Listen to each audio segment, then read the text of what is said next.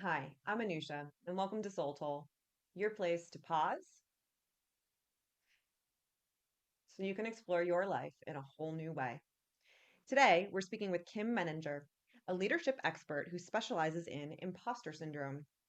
If you've ever felt like you didn't belong in a room or in a role, like you hadn't quite deserved it yet, then you've likely experienced this phenomenon.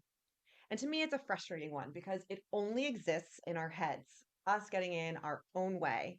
There's no need for that. There's already enough going on around us. In this pause now, today, we'll learn about what it is and a new way to approach it. Kim, welcome to Soul Toll. Thank you so much for having me. Thank you. So, you specialize in imposter syndrome, which I think of as this voice in your head saying, "Who do you think you are?" Like you haven't earned that stripe yet, don't hold yourself out that way. Could you share how you would describe this experience of imposter syndrome? Describe it pretty similarly, but I think of it as really that feeling of being a fraud, right? There's this sense that other people think I'm better than I actually am, and it's only a matter of time before people realize that I'm not as good as they think I am. And how did you come into this work?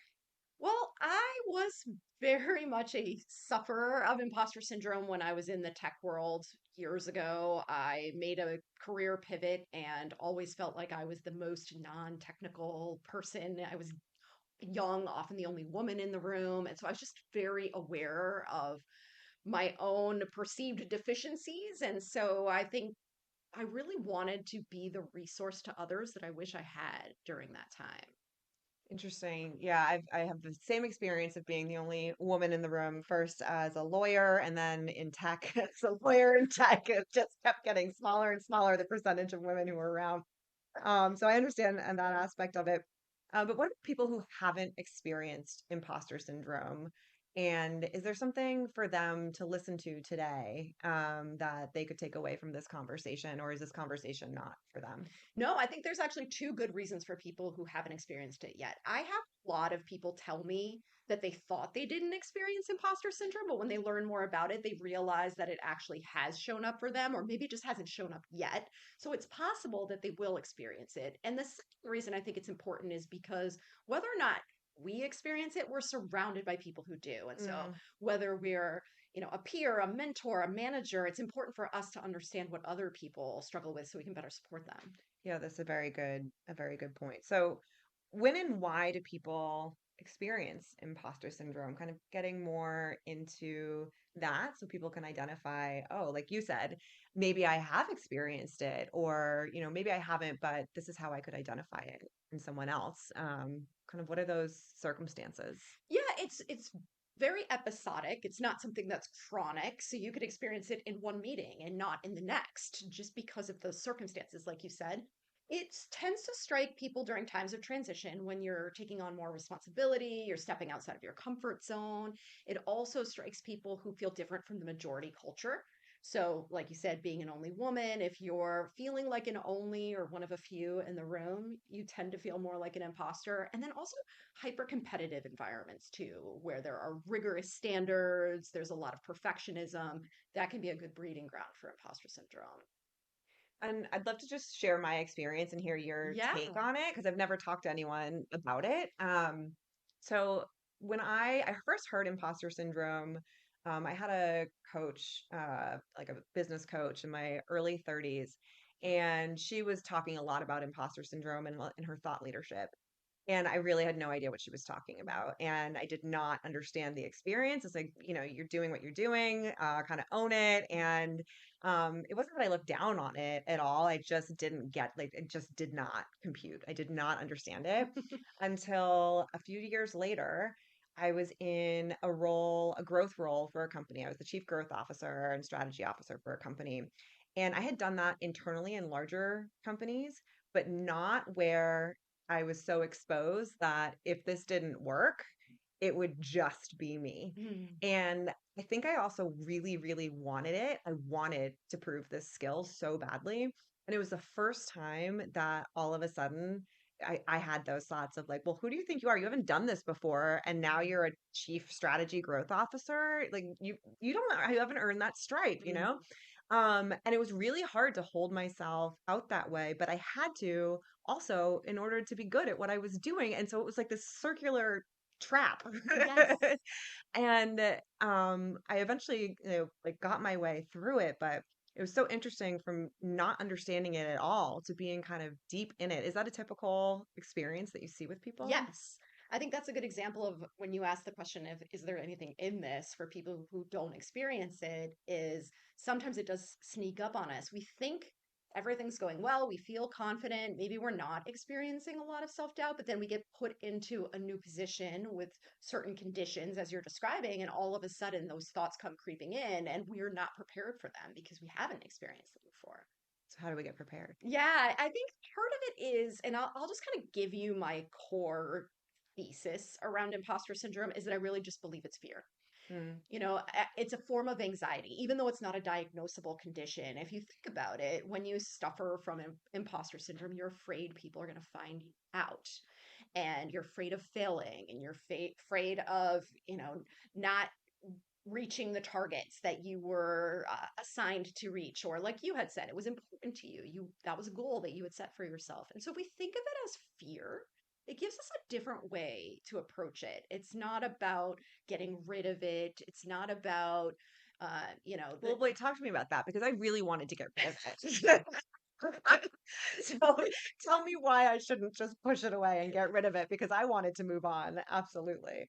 say the same thing, as somebody who has had a lot of imposter syndrome throughout my life. That's the first reaction, is you just want to like shove it to the side. But fear is a feature, not a bug, right? I say that a lot about just the way that we are wired as humans, and we don't distinguish in our brains between the threat of a bear in the woods and a social threat like failure, rejection, humiliation. And so we're just put into these circumstances throughout our journeys that are high pressure, they make us doubt ourselves, and that's normal.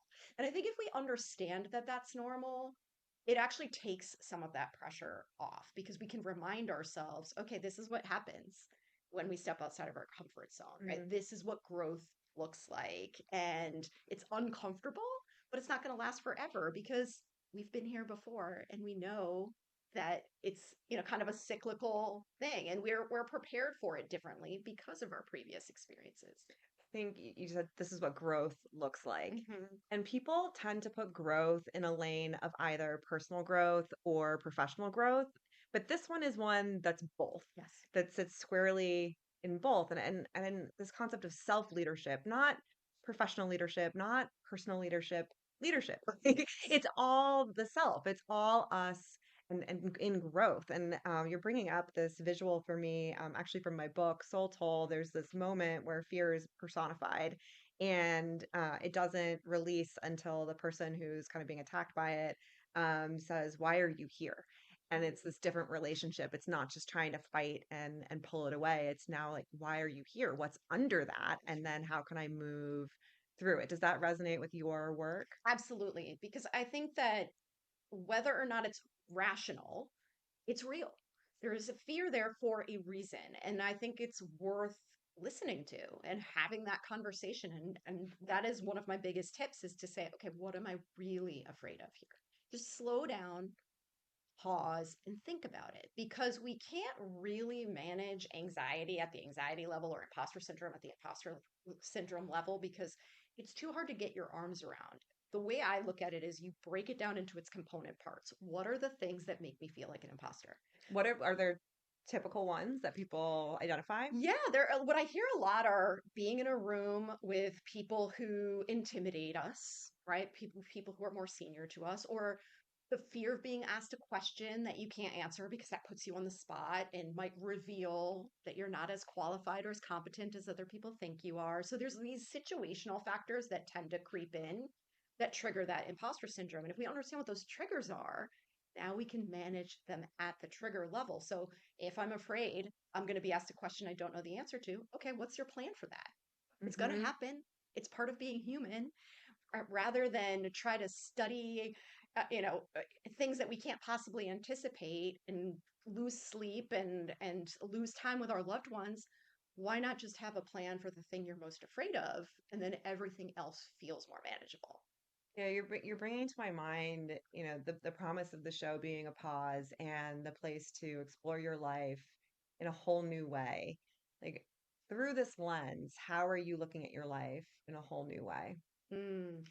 I think for me, a lot of it has been I'm not alone. I have lived with a lot of anxiety. It's part of my own identity and my own personal experience. And so there have been a lot of times in my life when I've beat myself up over it, when I've thought, I'm crazy and everyone else has it all together. Mm, And I think part of what has really helped me in my sort of journey with imposter syndrome is understanding that this is a fairly universal human yeah. experience, and that if it is a fairly universal experience, there must be a reason for it, and that doesn't make us deficient in some way. hmm And we touched on this a little bit, but I want to use your language in that you say imposter syndrome is something to manage and not to cure. Hmm. Do you think there is ever a time where you're over it though? I think that Over it might be the wrong term, so I'm sorry if that's the wrong language. It feels like the wrong language as it came out of my mouth. I think the language that I stay away from is cured, hmm because I don't know that we could ever say to ourselves, I am never going to be afraid of an uncomfortable situation again. I just don't hmm think it's how we're wired. But I do think we get better at recognizing it, we get better at understanding it, and we can get better at managing it so it becomes less disruptive to our lives. hmm And disruptive. So, what are the costs that people incur in kind of just living in this state? There are lots of them. And I think part of it is quality of life related. If you could be doing a great job, but if you're losing sleep and you're constantly worried about how you're going to perform and you're worried about how you're comparing to others and you're worried about what other people think of you, that's not a great quality of life, right? And I think that for people who struggle with imposter syndrome, they tend to be perfectionists. So they're using a lot of energy that could be channeled toward either higher value activities, like, rereading the same email 10 times doesn't really make I've that big of a never difference. done that. I've never ruminated on an email, on a conversation. I know that feeling well. And you think about it also in your personal lives. You can be present with people, but if you're worried about what's going to happen the next day, or you're not really enjoying your your larger life either. So it feels like an all-consuming experience. It really can be. It can be when you're in the thick of it. And it also can keep us from reaching our full potential, as cliche as that sounds, because a lot of people who struggle with imposter syndrome say, I just need one more dot, dot, dot, right? Oh, hmm I just need one more training. I just need one more year of experience. And then they see the people around them getting ahead. And then that contributes to the self doubt too of I'm not as good as I should be. I'm not far enough along in my career as I should be because we're holding ourselves back. hmm So the show is called Soul, not the show. Yeah, it's called Soul Toll. I'm like, wait, my book? Yeah, the show. I got out of my world for a minute there. Um, but where I'm going with that is that imposter syndrome is this all-consuming experience that has all of these costs. How does that relate to people on a soul level? Yeah, I mean, I think that all of us, I shouldn't say all of us, but I would say the majority of us are driven to feel like we have a purpose, right? That we're contributing in a meaningful way, that we're on a growth journey that's very personal to us. And I think if you are struggling with imposter syndrome, our attention goes so disproportionately towards the negative, all the things we think we're not doing wrong, all of the things we think we should know that we don't, that we don't get the benefit of feeling the positive reinforcement that comes with the things we're doing. And people who struggle with imposter syndrome tend to be the highest achievers. They tend to be very bright, talented, extraordinary people, but they don't see themselves that way. And so they're leaving behind this legacy of accomplishment and all of these great things that they're doing. But there's a disconnect between how they see themselves and how others see them. And so we don't get to experience the fullness of that. Do you think that's how they got there? Is that they had this fear that just kept driving them? I think that's part of it. I think that that's one of the counterintuitive pieces of imposter syndrome is that you tend to think it would be somebody who really deserves to experience self-doubt, but it's the people who have strong track records of accomplishment. I think that there's a personality type, right, where we're just constantly driven to, you use that term, prove yourself. Hmm. And so I think that we'll take on the challenge, but it will be more painful than it needs to be. And like you said, then you don't reach your full potential. But at the same time, this is what's like, it's all such a contradiction Yes. in a way of like these are people who have reached the Hmm. top and yet they're experiencing it. So if they've reached the top, then what's beyond if you're saying they can't reach their full potential? Yeah, I think that it's, if you look at it holistically from a soul perspective, right? Like what's the benefit of climbing to the top of the mountain if you're still feeling like you didn't do it right and everyone around you is doing it better than you are? I would hope that there's some inherent pride and sense of accomplishment that comes with reaching that point.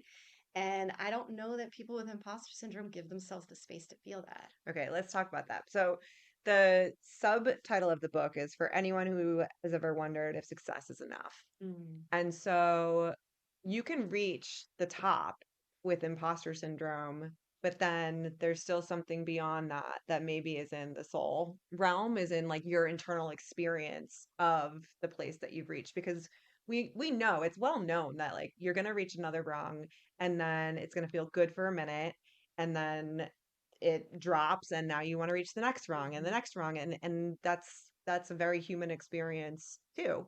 So I don't know, talk to me about how you see that in your work. I think of it as, am I motivated by, like, what is it that's driving me? Am I motivated by my values or am I motivated by fear? Because if I'm motivated by fear, I'm going to keep doing the work, but I'm going to keep doing it in a way that doesn't feel satisfying because it's all about preventing something bad from happening. And that's just not a feel good way of doing the work or living your life. Whereas if I'm motivated by my values, it's what's inherently driving me to do this. When you talk about success, right? Am I doing it because, when I was a child, my parents had very high expectations of me, and I've internalized that to the point where I feel like I'm letting the world down if I don't do this, and everything comes with this high price? Or am I doing it because I believe in what I'm doing? I believe in myself. This is what I'm here to do. This is my mission. I want to be of service. That tends to be less triggering because we can all be mission driven. We can all be of service without being perfect, without being the smartest person in Mm-hmm. the room. Yeah, makes it more human. That's right. Yeah. But okay, so those words all sound amazing. Those are really hard to do, to Hmm. show up to work and be value driven when the company has its own set of That's values. right. When like so how do people navigate that and find a place where first of all they know what values they want to bring to work, find a company that I'm assuming this is the prescription, find a company that has aligned values and so that they can show up in a very human way. That's a lot to organize. Yeah, it is. And it starts with knowing yourself. And that's not something that a lot of us take the time to do. I mean, we live in a really busy, reactive world. And so it might seem obvious that we know our values, but if you haven't taken the time to ask yourself, like, who do I want to be in the world? And what do I want to prioritize? We may not have that sort of grounding to come from. And then, like you said, the alignment with your company or even your team's values is Mm-hmm. really important. And what I often recommend people do too is to really look at where there may be values conflicts there from as much of an objective perspective as possible, because usually what happens is maybe you're an introvert on a team of extroverts who value speed, Mm-hmm. and you really value quality and listening and processing. You may think you're doing it wrong, Mm-hmm. right? Because everyone else around you does it differently. That's not because you're deficient in some way. It's because you're out of sync with the norms and values of that team. It doesn't necessarily mean that you need to leave. It could be that you just need to name those values and find ways of prioritizing them on that team. But if you are feeling that you're swimming upstream all the time, that's an indication that it's probably not the That's right what I was going place. to ask you. It's so Susan Cain's book Quiet came to mind when you were giving that specific example, which is I think the subtitle is like for introverts in a world who can't stop talking or something like that. And so that is really hard to be in a culture and team like that where it's not organized around your way of being. And so my first thought is, if I'm that person, I'm not an introvert, but if Mhm. I were, uh, on this team, do I give everyone a copy of Susan Cain's book and educate them as to like how to help me show up? Or do I, find another team internally? Like, what are the steps then to figure out your fit?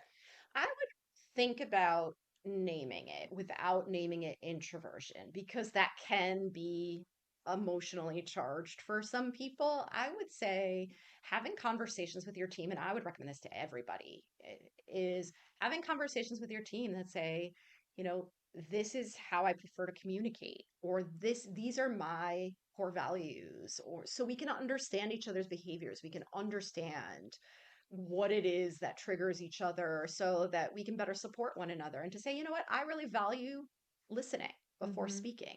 And so I would really appreciate it if you would give me some additional information before the meeting starts so Hmm. that I can prepare ahead of time.